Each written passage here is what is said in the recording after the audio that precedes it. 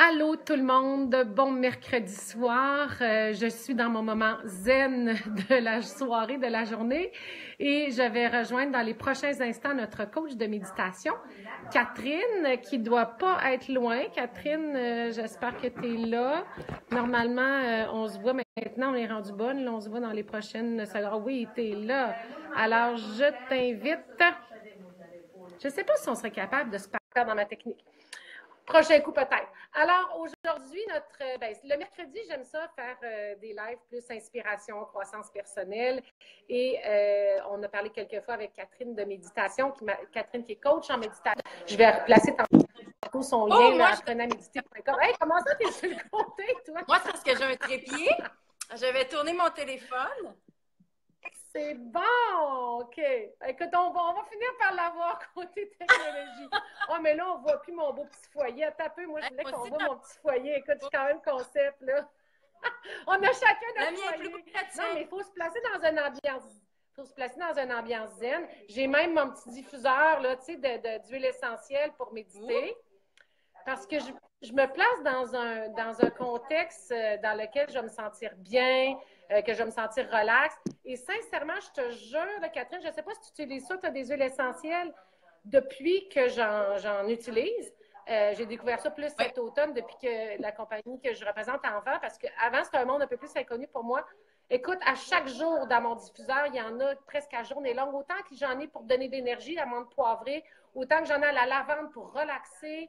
Ça fait vraiment effet. Tu sais que moi, j'applique de l'huile essentielle directement sur mon corps. C'est mon parfum depuis des années. Et je te jure, c'est du géranium rose.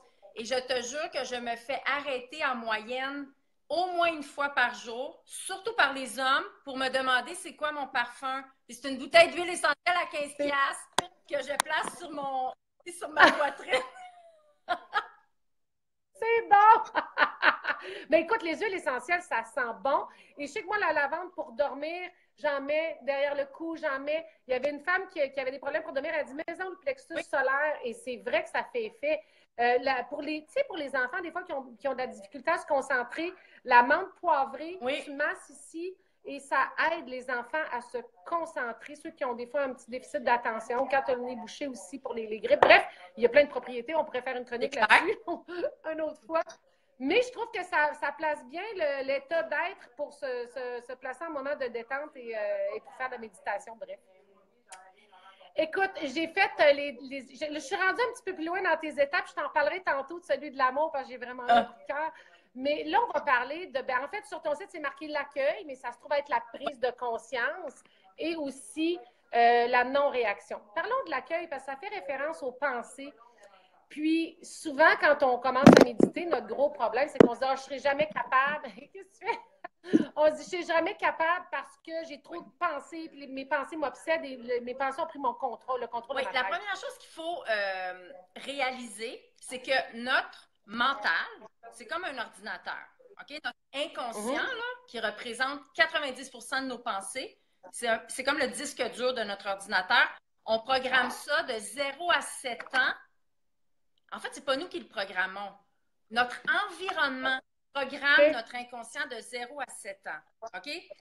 Donc, tout ce qu'on voit, tout ce qu'on entend, tout ce qu'on subit quand on est petit, on emmagasine ça dans notre disque dur et ça devient programme qui roule à journée longue. Et nos pensées sont inconscientes. Alors, qu'est-ce qui arrive à un certain moment donné? C'est que si on a évolué pendant longtemps dans un milieu qui est négatif, par exemple, où il y a eu beaucoup de jugements, c'est qu'on porte ça à l'intérieur de soi.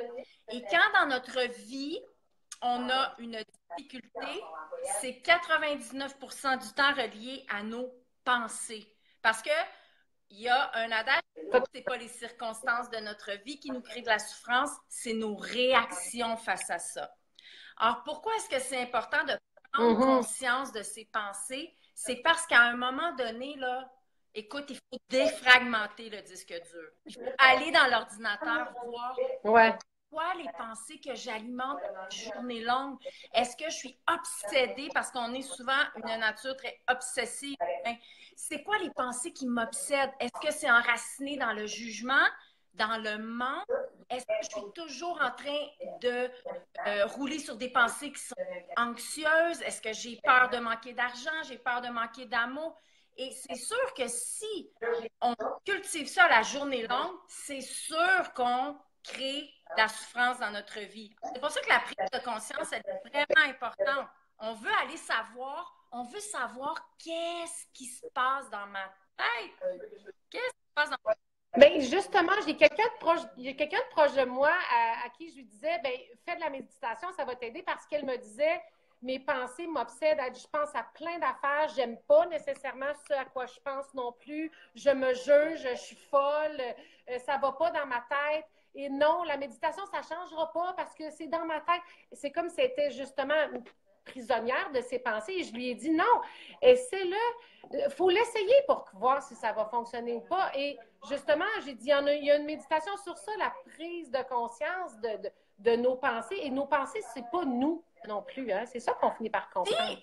Moi, j'aime beaucoup utiliser la métaphore de dire, on va parler tout à l'heure de la métaphore de la rivière, mais la première métaphore, c'est, imaginons que notre mental, c'est le ciel et nos pensées sont les nuages.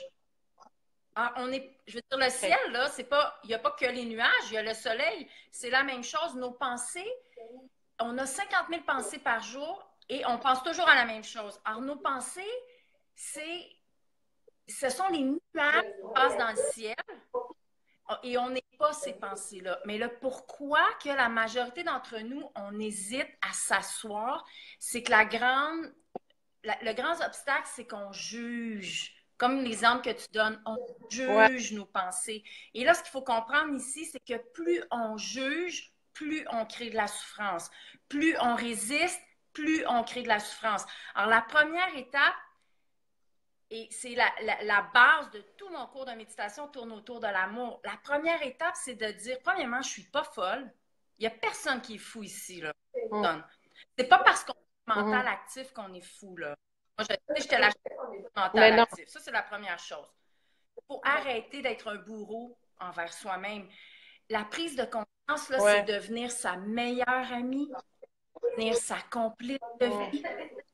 Et c'est ça, dans le fond. Et il n'y a personne sur cette terre qui grandit en se faisant taper sur la tête et en se faisant juger. On ne va pas grandir. Non. Guérir des parents même, ça prend de l'amour, ça prend de l'encouragement. Alors, arrêtons de nous taper sur la tête. Vraiment. Et ça part de soi-même. Ça part de soi-même, mais quand, justement, parfois dans ton enfance, parce que tu parlais du 0 à 7 ans, quand dans ton enfance, pour X raison, ton milieu familial, le fait que tu n'as pas eu ça et tu as eu le contraire, justement, tu t'es fait taper, mais comme adulte, des fois, c'est ce qui fait que tu fais ça toi-même aussi, tu es ton premier meilleur pire ennemi, si on peut dire. Alors, c'est de prendre conscience. Et dans cette méditation-là, écoute, ça fait une semaine que je l'ai faite ou deux, fait que je ne me rappelle plus de la phrase, mais il y avait une phrase qu'on se disait, parce qu'il y a toujours un mantra.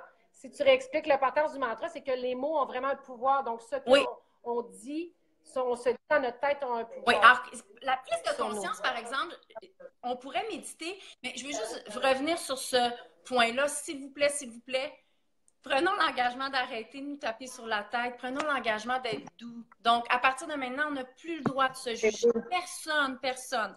Alors, quand on s'assoit et qu'on veut prendre conscience de ce qui se passe dans sa tête, une bonne façon de méditer, c'est quand on réalise qu'il y a une pensée, on fait juste dire « penser » et on revient à sa respiration. Ah oui, c'est ça. Ça peut être une façon de le faire en disant « j'ai une pensée, je reviens ».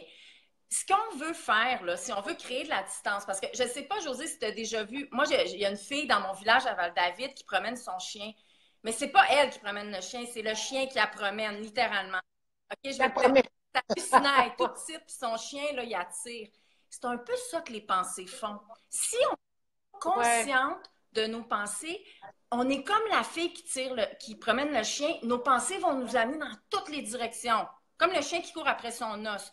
Puis là, à un moment donné, si on se laisse aller, bien, la première chose qu'on va savoir, on va être dans des pensées négatives, on va être dans des pensées de rage, on va être dans des pensées de manque. Puis là, c'est nous qui souffrons.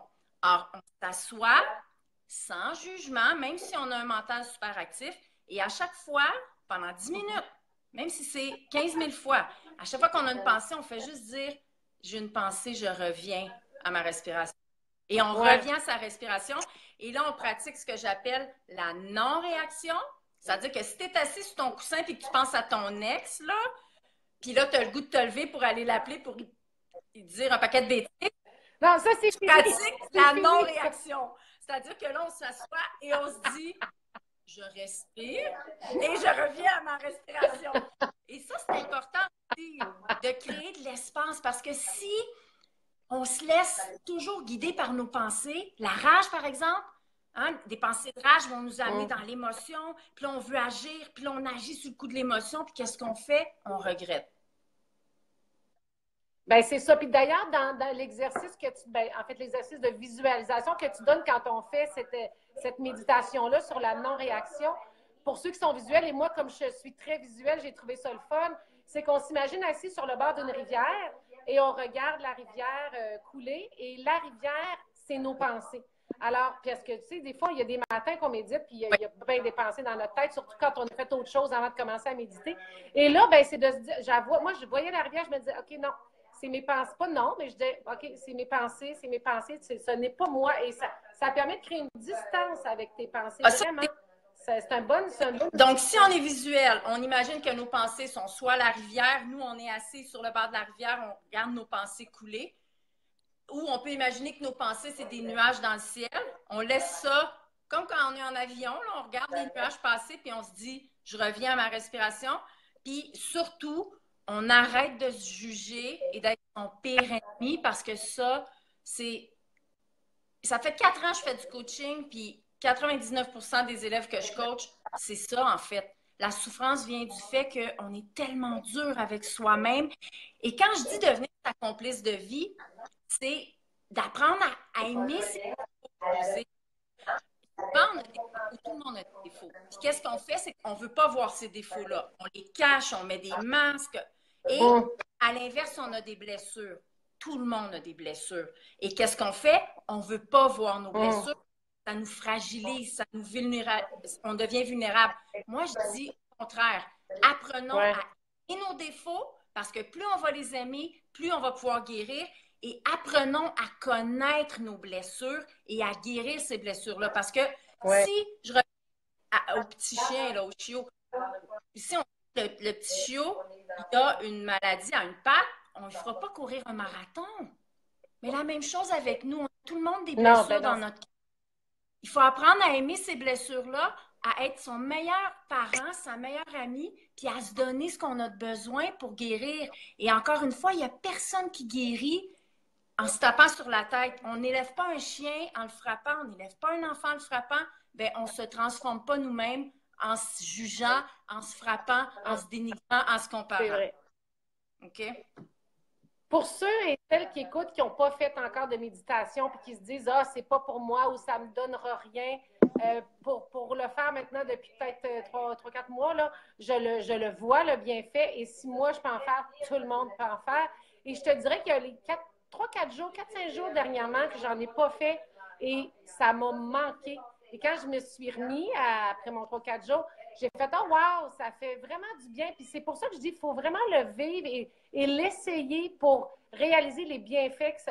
Puis c'est tellement, surtout, simple. C'est pas compliqué, puis tout le monde peut le faire. Donc c'est pour ça que j'aime ça en parler avec toi, puis j'aime ça proposer aux gens d'aller voir sur ton site apprenantméditer.com parce que c'est de la méditation guidée. Parce que moi, c'est mon chemin le plus facile pour l'instant.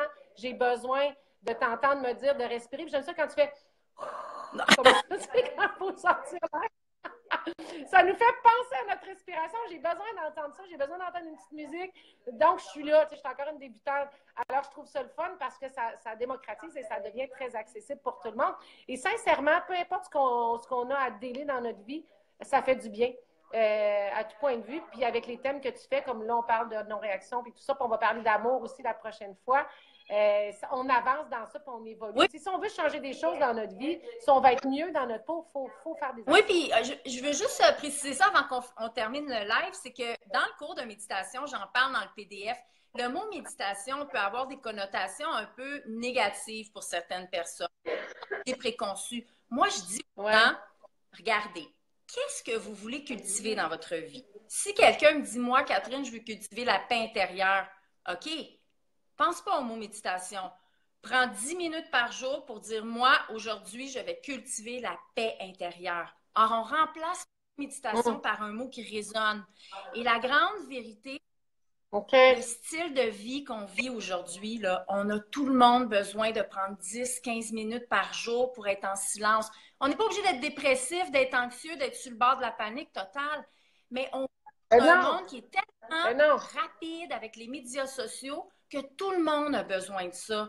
Peu importe l'état dans lequel on se trouve, on n'est pas obligé d'être en grande transformation.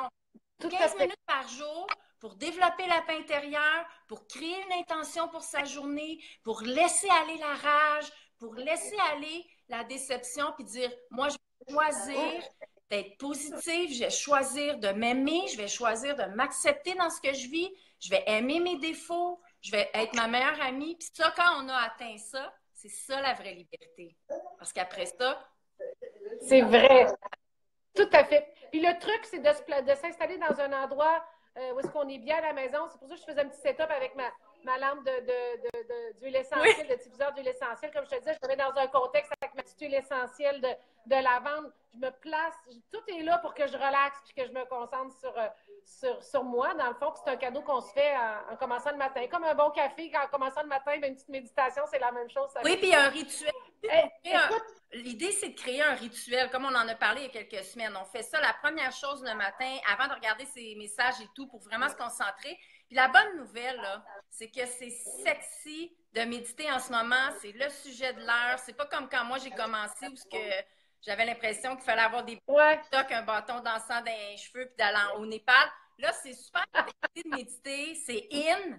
Puis c'est le fun de s'asseoir au bureau et de dire, ah, moi, je médite avec son jus vert. Oui!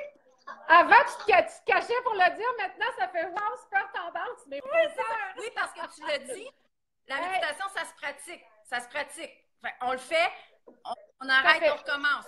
Arrêtons de vivre une vie d'excuses. Vivons une vie remplie d'intention.